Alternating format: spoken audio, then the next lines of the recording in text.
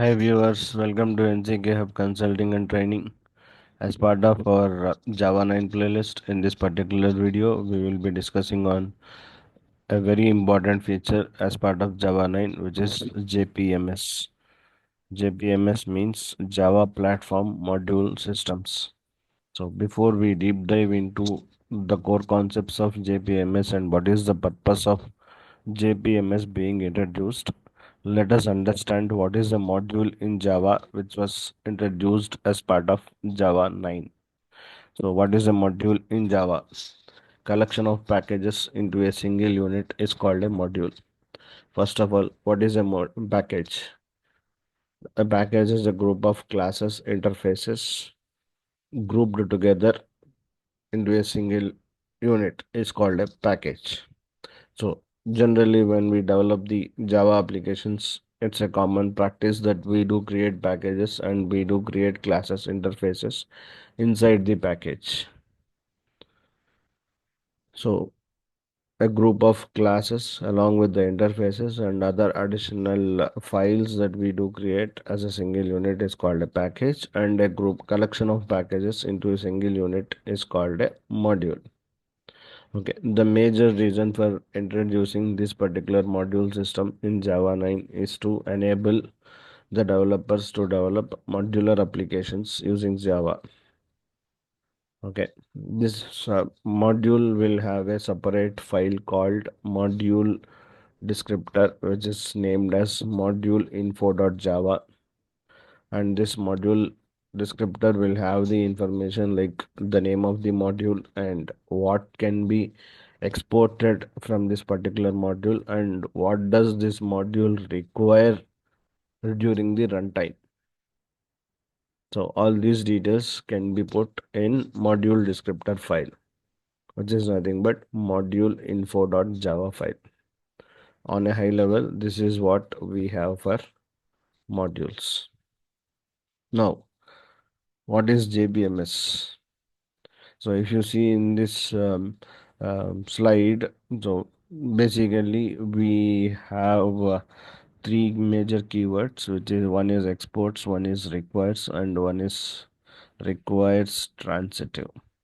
So this particular export keyword is used to export the packages from a module to other modules, and whereas requires is used to let the compiler know that for a particular module to be executed there is a dependency with other module. So to let the compiler know that there is a dependency, we use a keyword called requires.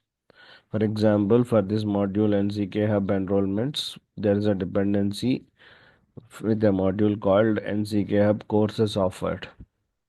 Okay, without this particular module being available to this particular NCKHUB enrollments module, this particular NCKHUB enrollments module cannot be executed.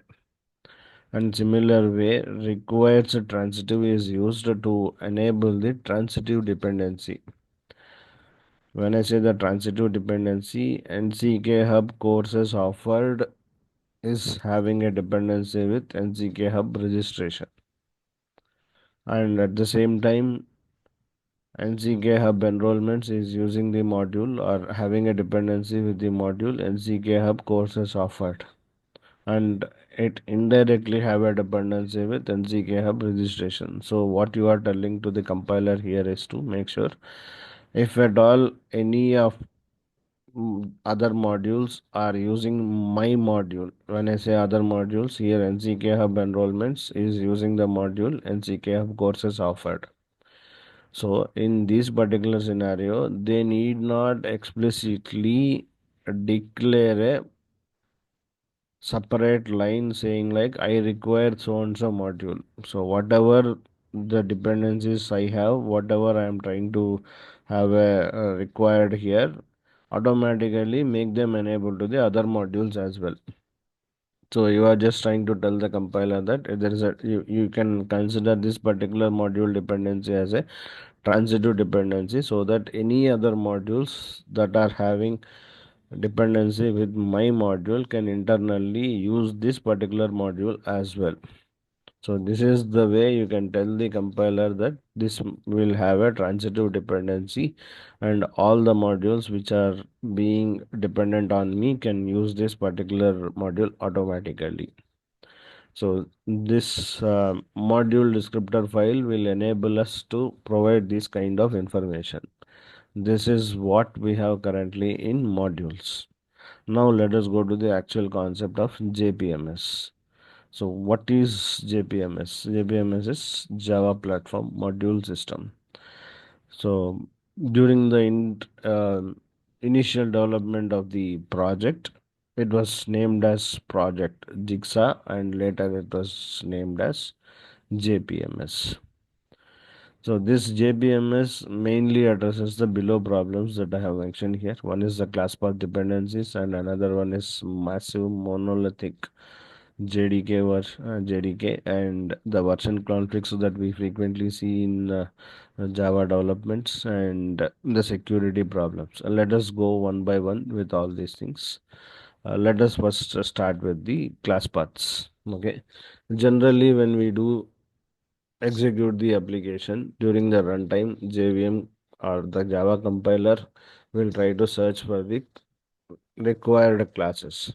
Let us suppose we develop an application. As part of the development, we come to a situation where we need some additional class files, some from some additional jars.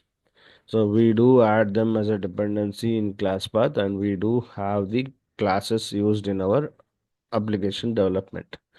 Okay, during the compile time, JVM automatically compiles our code, and when we run the application, it is actually at the runtime where the compiler will go, Java executor will go to the class path and identify whether those particular jars are available or not, from the for the classes whatever we have used in our application, whether those classes jars are available or not, whether we have them declared in class path or not, and if all those needed jars are available to the compiler, and during the runtime, the application execution will be going in a smooth way. Let us suppose we missed to add some of the dependencies to our class path. But that particular point of time during the runtime, we come across no class definition errors.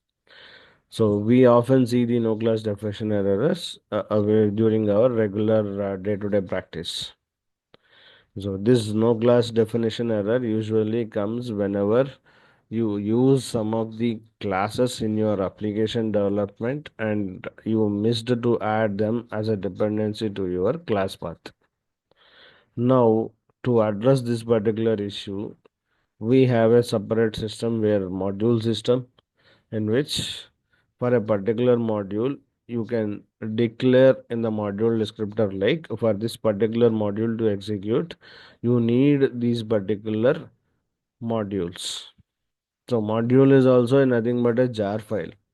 The only difference between the earlier jar files and this particular jar file is you will have a separate file additionally called as module descriptor, and that module descriptor will have the packages or the details that it is going to export to the outside world, and the packages are the modules that that particular module requires for the execution standpoint. So both more or less both are same. Both will be considered as jar files only. But the only difference here from Java 9 is we'll have a separate file called module descriptor. That's all. That's the only difference. Apart from that, everything is same. Okay. The major advantage here is since you declare everything well advanced during the compile time itself, the compiler will go and check the class path whether that particular dependencies were already added or not before you go and do the actual execution. Before Java 9, this particular action will not be taken care during the compile time because the compiler doesn't actually know what are the dependencies. It's only during the runtime we come across it. But from Java 9, since you declare everything in the module descriptor, compiler will come to know what are the required modules for this particular module to get executed, and it will make sure those were added to the class path or not. If at all those were not added to the class path, we definitely see an error in the descriptor file. Hope we are clear about the first part.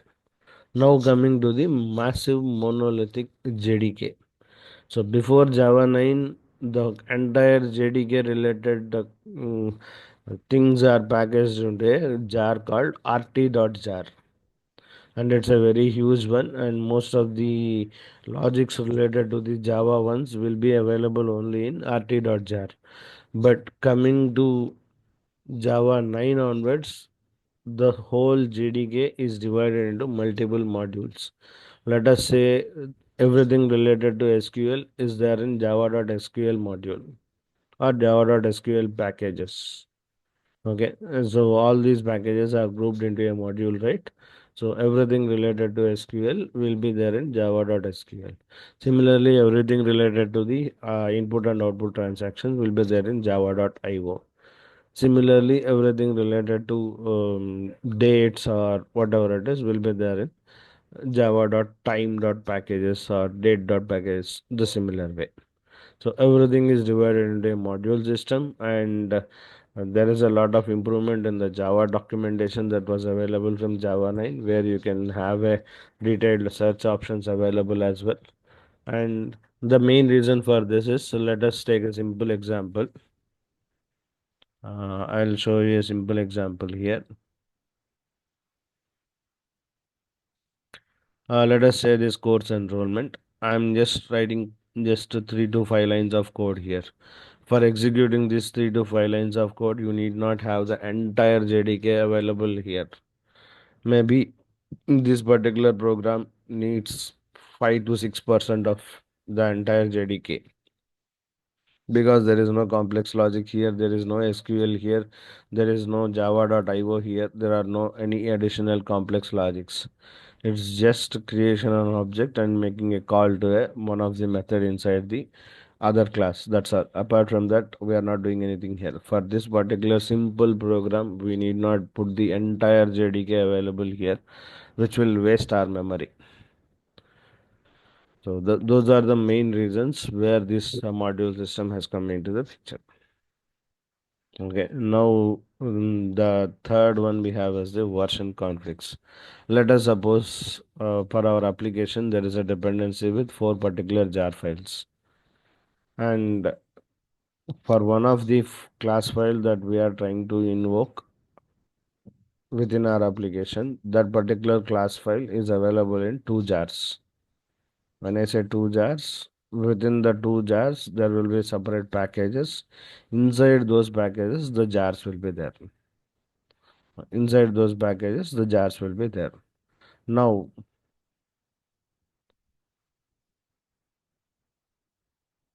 during the runtime, when we are trying to execute the application,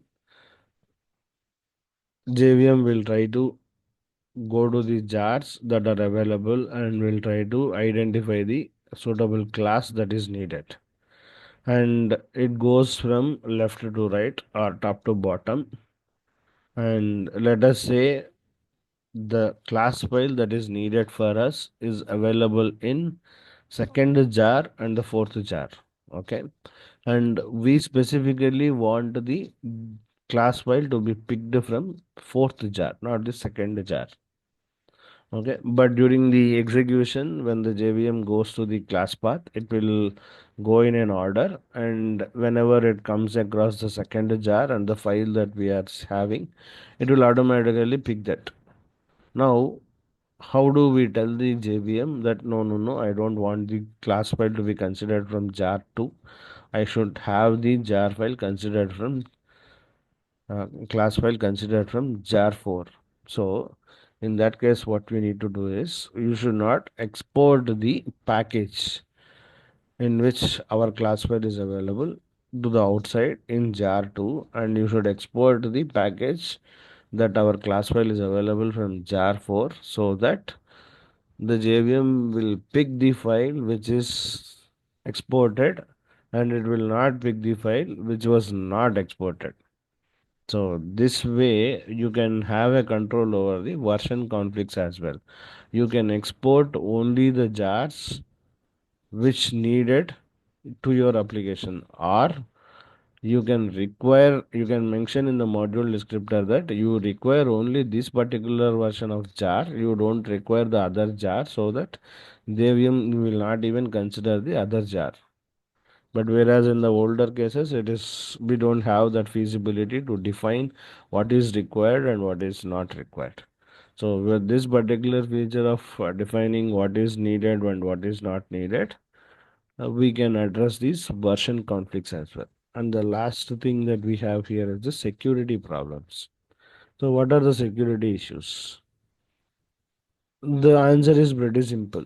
When you export everything as a jar file, and whenever someone downloads your jar file, they will have access to all the files that are there. But whereas in case of module system, you need not export the entire entire project as a single jar to the outside world. You still have the feasibility to export which one and not export the things that are not needed, that you feel like this might create a problem if we export it. So this is the additional advantage that we have with respect to the module system, where you have the feasibility to have a control over what can be exported and what cannot be exported. Now let us go with a simple example that I have created for it.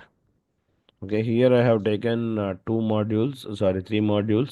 So one is NCKHUB registration, and the second one is NCKHUB courses offered, and the third module we have is NCKHUB courses enrollment.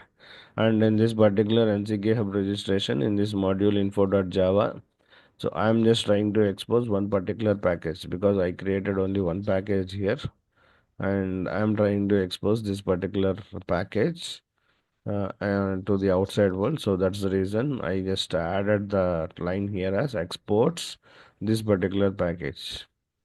So if at all I'm creating any new package here in this particular module, if I want to export it to the other modules, then I should again declare another package here, that package also here. Okay. And one important thing here is when you do deal with JPMS, the major and the primary condition is all the classes that you define in that particular module should be part of any package. When I say any package, it should be a user-defined package or a predefined package. It should not be in a default package. That means you cannot create a file under the source folder. Okay. So that is one major thing that we need to make sure we are not doing it. So there should not be any class created in a default packages. Okay, and this module descriptor will always be there in the root folder, which is a source folder.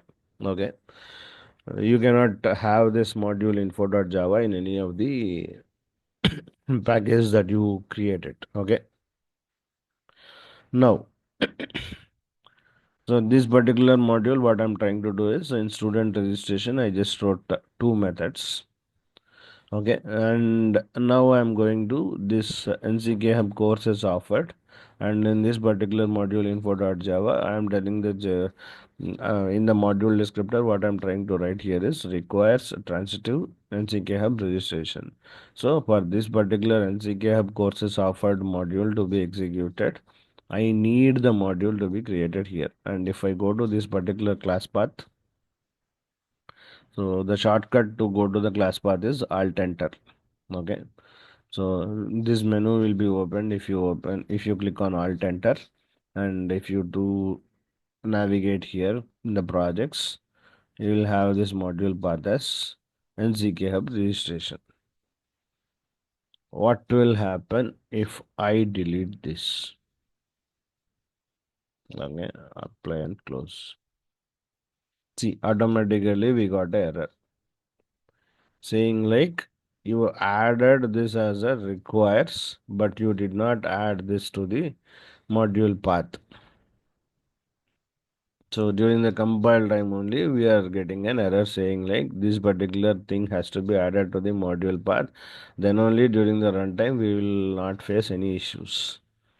So now I'll fix the project setup and I'm adding this to the module path. Now again, let us go to build path here.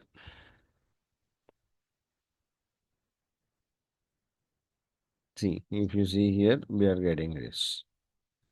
Now the error has been resolved. So that's the difference from earlier to now. Now in this particular one, I have the courses offered. Inside the courses offered class, I just created an object for student registration, which is the class that was created in NCKHUB registration, and I was trying to make a call to the get student details method. So let me try to execute this program. I did not implement any specific logic here because my intention is to just show you how the modules can be exported and how can we specify the required dependencies in module descriptor. So the implementation logic is not given much priority in this. So if you see here, I got the output as student details provided. Okay. Now let us go to the third module. So if you see this particular module descriptor, so here, if you see, I have marked this NCK Hub courses offered as a dependency to this NCK Hub enrollments. If you see, compare with the earlier module info.java and current module info.java, the only difference we have is the transitive keyword. Okay, so when you use the transitive keyword, that means that whichever module is trying to have a dependency with this NCK courses offered, they can automatically use this particular module as well. So for defining that one, we have used a transitive keyword here. That is the difference. And this NCK hub enrollments is not being used by any other module as per my example. That's the reason I did not add any transitive dependency here. Okay, so in this particular NCK Hub courses offered, I have a class called courses enrollment. So even here also I am creating an object for student registration only, which is a class from NCK Hub registration.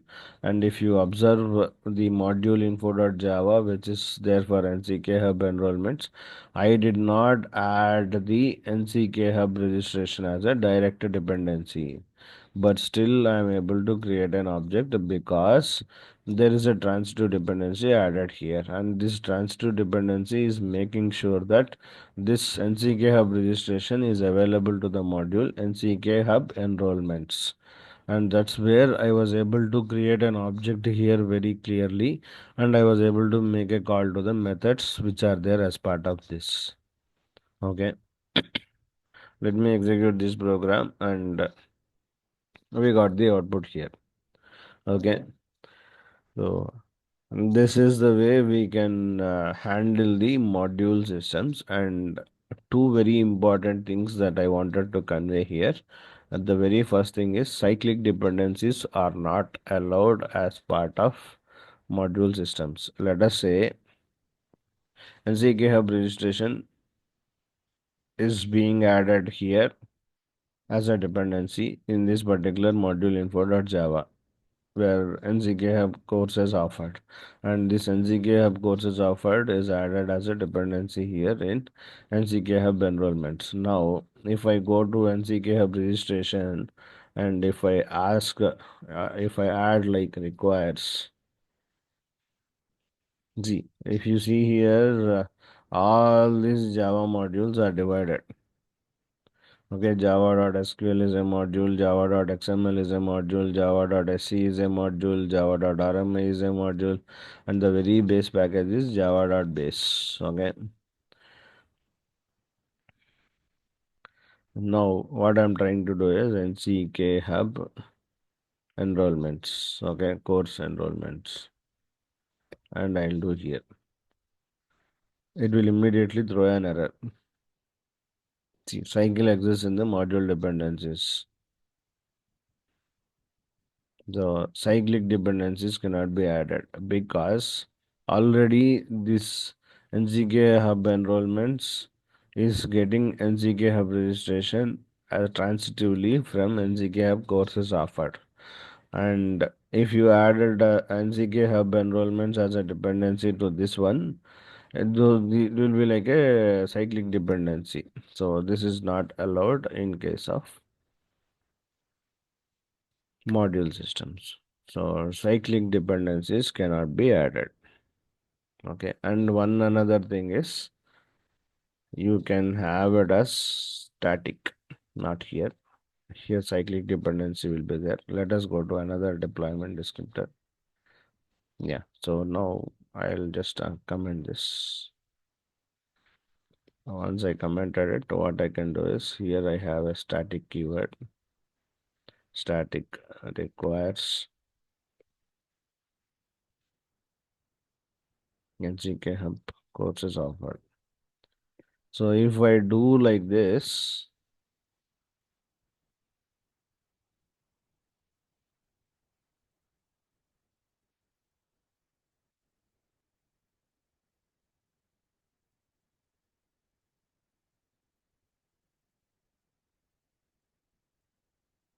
yeah, if I do like this particular module will be available to this particular NCKHUB enrollments only during the compile time. It will not be available during the runtime. So if you want to have any module to be added to this particular module which you are developing only during the compile time, this is the way you can add using the static keyword. So if you use the static keyword, that particular module availability won't be there till compile time, and during the runtime this will not be there. Usually servlet APIs and all, we do add them as a compile time modules because to whatever application you do, to whatever server you deploy your application, all those servers will automatically have all these servlet APIs and other things. It's just during the compile time you need them to develop your code. For those scenarios, you go with requires and static. Okay, so and there is one more concept where we have since it is a very simple example, I'm not having any challenges in managing this module infos for all the projects. Let us say you are working in a very complex project, and it is very tough for you to track what are the dependencies that were added between the modules. You can create a separate project called aggregator project, or whatever the way you want to name it, you can name it, and you can have them add all the other modules whichever you have. You can have them added to that particular aggregator module as a transitive dependency, and that aggregator module alone can be added to across the projects or across the modules, so that a common module will be added to all the other modules, and that particular aggregator module will have the dependencies with all the modules. So you can enable the transitive dependency. That way you need not struggle much in establishing the dependencies between the modules. So that is one way of approach that can be followed, or you can add them individually where and where it is needed. It's up to the developer to take the route which is the feasible way. But if you want to handle it in a very effective way, you can create a common project, and the common project will have the dependency with all the modules that are created as part of the application. Hope I was able to convey the content more clearly. That's all for this video. Thanks for watching.